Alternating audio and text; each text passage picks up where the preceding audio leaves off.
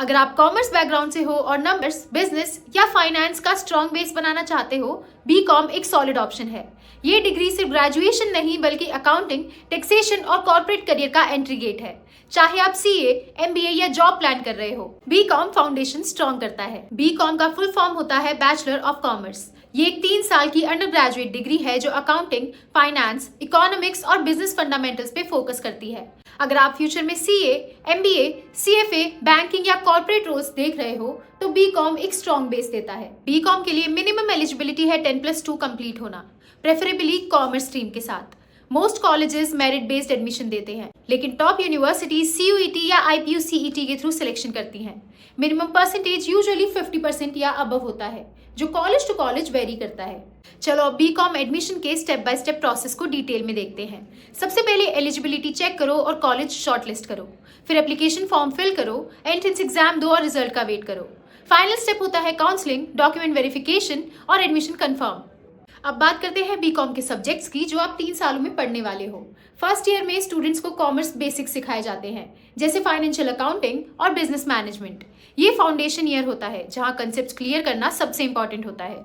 Second year में law और economics जैसे कोर सब्जेक्ट्स आते हैं। यहीं से एनालिटिकल और लॉजिकल अंडरस्टैंडिंग स्ट्रांग होती है।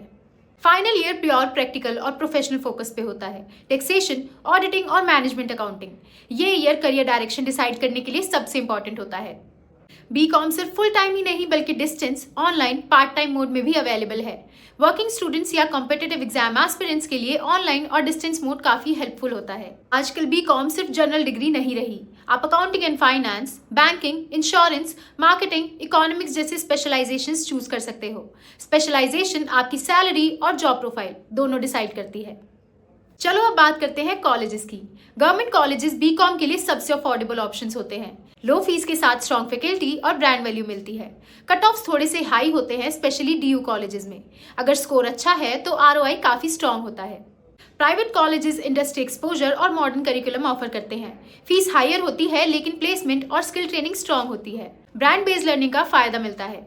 प्रैक्टिकल लर्निंग प्रेफर करने वालों के लिए अच्छा ऑप्शन है। चलो अब बीकॉम के बाद आने वाले जॉब प्रोफाइल्स और करियर ऑप्शंस को समझते हैं। बीकॉम के बाद starting salary usually 1 to 3 LPA होती है। एक्सपीरियंस, कॉलेज ब्रांड और एडिशनल कोर्सेज के साथ सैलरी 8 to 9 LPA या उससे ज्यादा भी जा सकती है।